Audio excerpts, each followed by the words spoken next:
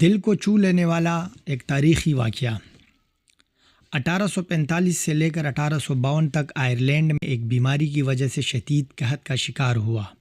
پوری آبادی تقریباً 80 لاکھ تھی، اس میں سے 10 لاکھ لوگ مر گئے اور تقریباً 20 لاکھ لوگ ہجرت پر مجبور ہوئے۔ پورا ملک بھوک اور موت کی تصویر بن گیا تھا۔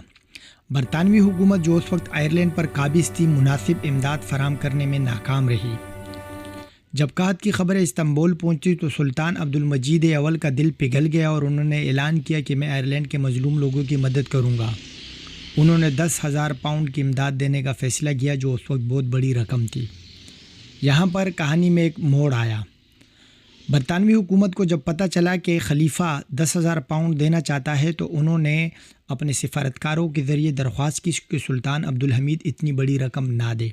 اس وقت برطانیہ پر ملکہ وکٹوریہ کی حکومت تھی اور انہوں نے آئرلینڈ کو صرف 2,000 پاؤنڈ دیے تھے۔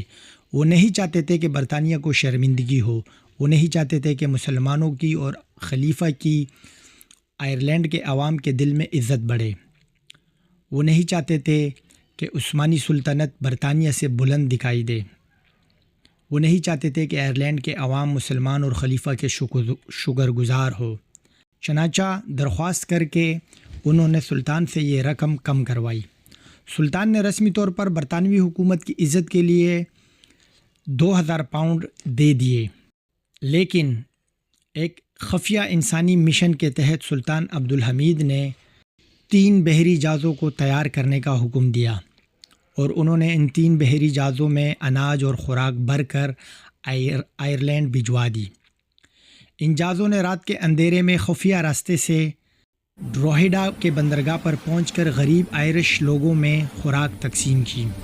برطانوی حکومت کو جب یہ پتہ چلا تو انہوں نے سخت ناراضگی کا اظہار کیا، لیکن عثمانی امداد مظلوم آئرشوں تک پہنچ چکی تھی اور یہ تاریخ کا حصہ بن چکا تھا۔ آئرلینڈ کی عوام آج بھی اس تاریخی احسان کو یاد رکھتے ہیں۔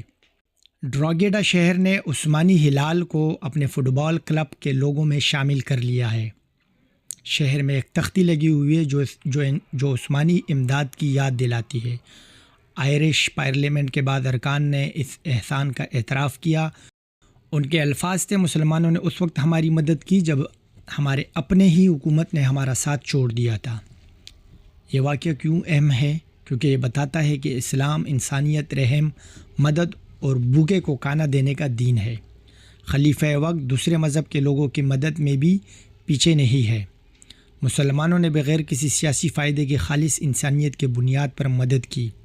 برطانیہ اس میں شرمندہ تھا، لیکن عثمانی سلطنت نے اللہ کے حکم پر عمل کیا۔ یہ واقعہ تاریخ میں لکھا جا چکا ہے اور آئرش عوام اور آئرش قوم اور آئرش کی حکومتیں اور آئرش کے لوگ آج بھی اس امداد پر عثمانی سلطنت کے شکر گزار ہے۔